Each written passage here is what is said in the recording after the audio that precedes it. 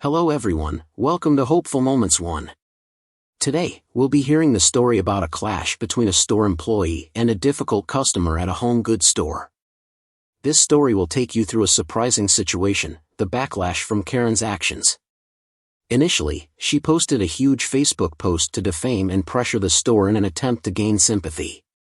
Surprisingly, this plan not only failed but also caused the entire community to turn against her after the store employee revealed the truth behind what really happened. If you find this story interesting and full of meaningful lessons, don't forget to like, share, and subscribe to hear more valuable lessons. Karen's rant on the town's Facebook backfires. The story begins when I decided to share this experience on the Fuck You Karen forum, a place where people, especially those in customer service, often post about the tricky situations they face with entitled, demanding, or simply rude customers. My post quickly gained significant attention from the community on the forum. Among the lively comments, one person pointed out that this wasn't just a funny or frustrating situation that employees often face. They argued that this event reflects a deeper issue of irresponsibility and selfishness among certain customers in modern society, especially when they manipulate social media to twist the truth and pressure employees and businesses. This commenter suggested that the story should be shared on a broader platform where more people in the town could see the truth behind Karen's actions. Thinking it over, I realized they were absolutely right. The original post only reached people who had similar experiences or viewpoints, but if shared on the town's Facebook page, it would reach a much larger audience, including those who might have unknowingly been influenced by Karen's lies. So, I decided to repost the story on the town's Facebook page, even though I wasn't much of a social media user beyond lurking on Reddit. This decision wasn't just about defending the truth but also about my frustration with Karen's behavior. Not only had she made things difficult for our staff at the store, but she also continued to act irresponsibly by spreading false information. Sharing the story on a more widely used platform was my way of responding, not just to protect myself and my colleagues, but also to ensure that inappropriate actions would not be tolerated or encouraged in the community. From here, everything started to change, and I couldn't have imagined that this small decision would lead to such an unexpected and interesting outcome. I work at a fairly well-known home supply and maintenance store, one that nearly everyone in the area visits when they need to buy or repair appliances. However, to protect the identity of my coworkers, I won't disclose the store's name. It's a busy environment, especially on weekends or holidays when customers flood in for shopping. The story took place about a month ago, on a day when the store was busier than ever. The atmosphere was like a beehive, with customers rushing around, and employees doing their best to handle every question and assist to the best of our ability. The home goods section, where I worked, had only 2 employees assigned that day. One of us had just finished a long shift and was preparing for lunch, a much-needed break after hours of non-stop work. At this moment, Karen and her husband walked into the store. From the way they headed straight to the counter without looking around, I could tell they weren't the easygoing type of customers. Both seemed rushed, and though they didn't speak it, Karen's look clearly indicated that she expected to be served immediately, and without delay. However, reality doesn't always meet expectations. A number of customers had already been waiting their turn, and the only other staff member at the counter was working hard to handle each request as quickly and efficiently as possible. This meant Karen and her husband would have to wait, something they clearly weren't prepared for. Under the pressure of a busy workday, things became even tenser when Karen began to show her frustration. But for us employees, this was just another typical challenge we faced daily. And from this situation, the memorable story of Karen was born. Things escalated when Karen expressed her dissatisfaction about having to wait. It all started when Karen noticed that a few men who had been waiting before her were served first. Patience seemed to be non-existent in her dictionary, and instead, frustration flared up like a fire, leading her to show her displeasure. She didn't hesitate to openly express her negativity, making the atmosphere at the counter tense and uncomfortable. In her anger, Karen went straight to a young employee, whom she thought was ignoring her. However, this girl had actually just finished her shift and was preparing for lunch. She wasn't wearing her uniform anymore and was talking to another colleague nearby. Nonetheless, Karen completely ignored this reality. She pointed at the girl and began to scold her for supposedly ignoring her. The girl, maintaining her calm and professionalism, tried to explain that she had already finished her shift and was no longer responsible for serving customers at that moment. But this explanation did not calm Karen down. "That doesn't matter," she interrupted, her voice full of irritation. "You have to help me right now." Karen's demand was both unreasonable and disrespectful of the boundaries between the employee's work and personal time. In response to Karen's arrogance, the girl gently suggested that she could wait her turn or choose to shop elsewhere, then return to her own work. This firm but polite attitude only made Karen and her husband even angrier. Not stopping there, Karen's husband decided to call the customer service hotline to file a complaint. At that moment, I was the one manning the customer service line. He began the call with a series of sharp words, introducing himself as a guy who knows his rights, and emphasizing that if we dared to serve anyone before his wife, we would have to serve him first. His voice was full of challenge and authority, as if he were giving orders rather than requesting assistance. However, I was well accustomed to customers like this. Keeping my calm, I smiled through the phone and replied that things in the store don't work the way he wants. We operate based on a clear priority order and cannot break that principle just because of a tantrum. Then, before he had the chance to say anything further, I hung up. At our store, the policy is clear: employees should not tolerate abuse from customers. I knew I had done the right thing, and the managers often supported us in situations like this. Nevertheless, my experience with Karen and her husband left a lasting impression on me about how some people can escalate a small frustration into a dramatic confrontation. What's interesting is that our town has a Facebook page where locals can post reviews about stores, events, or other community situations.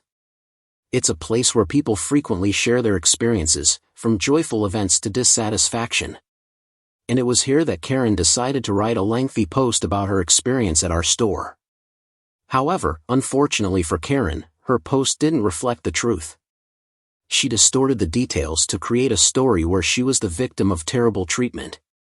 Karen described how she was allegedly ignored while waiting, even though she simply didn't want to wait in line, and demanded immediate service. She even claimed that she was refused service, which was completely false. The truth was that she had approached a staff member who was about to go on break and asked for assistance, but the employee explained that she was no longer working at that moment. Despite this, Karen didn't accept it and started yelling at the girl. When her demands were not met, she expressed her anger and continued to berate her. Karen's post also claimed that she and her husband were disrespected by all the staff in the store, when in fact, only 2 people interacted with her, the young girl and me.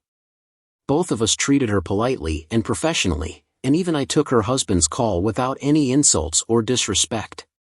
In contrast, she was the one who insulted us.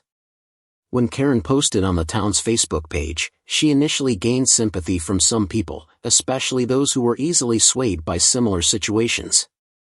However, as the story gained more attention, the inaccuracies in her post started to be revealed. The community, particularly those who witnessed the event or other employees at the store, began to speak out against Karen. The more people joined the debate, the more Karen's post lost credibility. Rebuttals started to appear, with responses clarifying the truth about what actually happened. These comments not only exposed Karen's distortion of the facts but also turned her into a laughingstock in the community.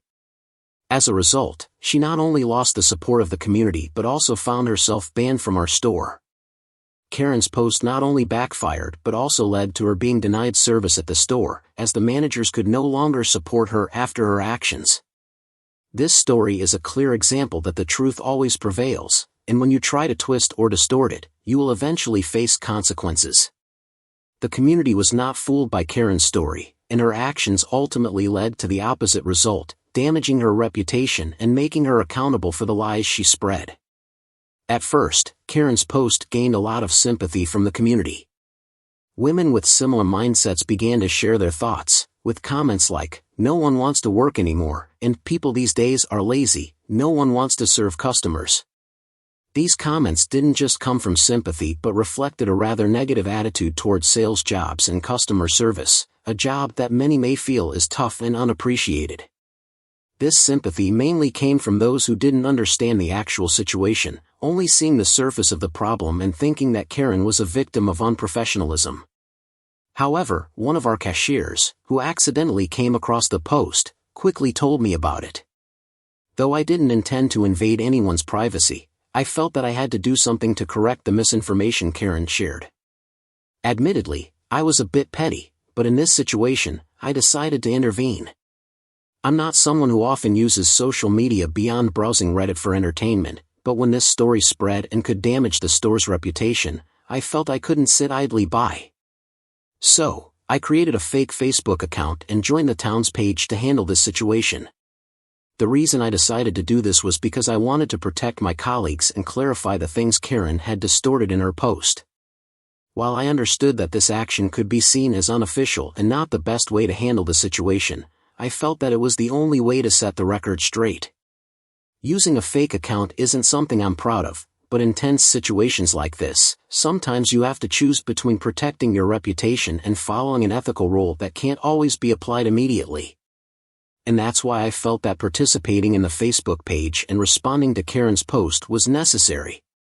Karen may have thought she could easily create a story that would make people side with her, but I couldn't let the truth be distorted like that. Even if I was criticized as being petty or even accused of overreacting, I felt that this was essential to prevent unnecessary misunderstandings and protect the store's reputation as well as my colleagues' reputations. After all, sometimes you have to do imperfect things to protect the values you believe in. From the beginning, I didn't hesitate and decided to respond with a detailed post about what really happened, including the direct words of the employee who was mistreated by Karen. I wanted to clarify everything and make sure people understood that Karen's version of the story wasn't true. To ensure the truth spread widely, I not only wrote a single post but also copied my post and used it to respond to all the comments under Karen's post. Every time someone commented, I responded with, "This is not what really happened." What really happened was, insert comment here, meaning I provided accurate information about what actually took place. With this determination, within minutes, the entire town began to turn against Karen. Hundreds of comments expressing outrage, calling Karen a liar, and criticizing her behavior flooded the post. Honestly, I didn't expect to create such a strong effect. The townspeople quickly recognized the truth and stopped supporting Karen. They started speaking out and openly criticizing her. Those who might have sympathized with Karen now realized that she had distorted the truth and was deliberately causing trouble. The community stood by the victims in the story, my colleague and me. The feeling of victory as I saw all the critical comments pouring in about Karen made me feel that, even if my actions weren't entirely graceful, at least I had protected the truth and my colleagues.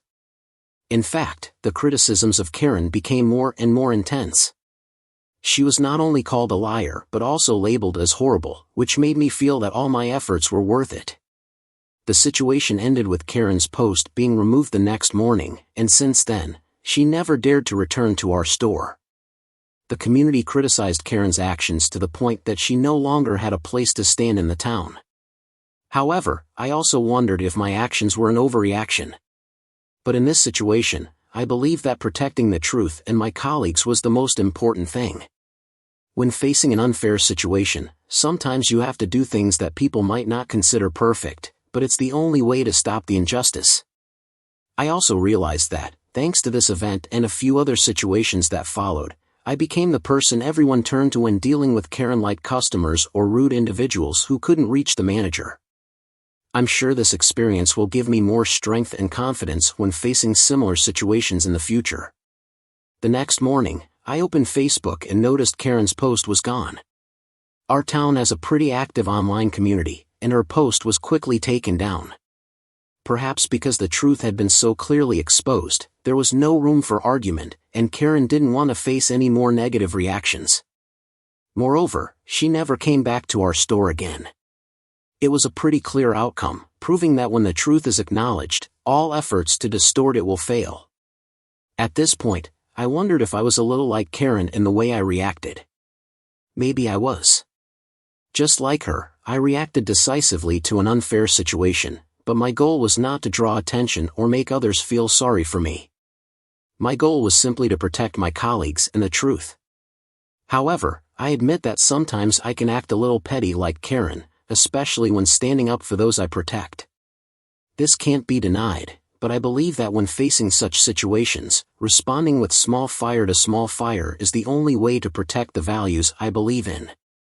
Thanks to this situation, and a few other situations I encountered later, I became the person my colleagues turned to whenever they had to deal with difficult customers, Karens, or rude people who couldn't contact the manager.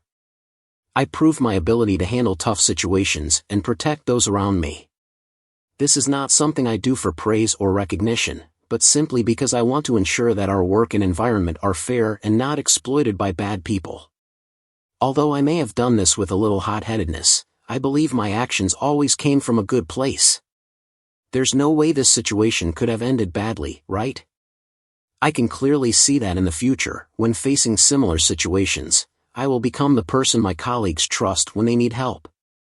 And if there's one thing I've learned from this experience, it's that even though I may sometimes be a little like Karen, I always do things with the aim of protecting the right values, and that's what I will continue to do.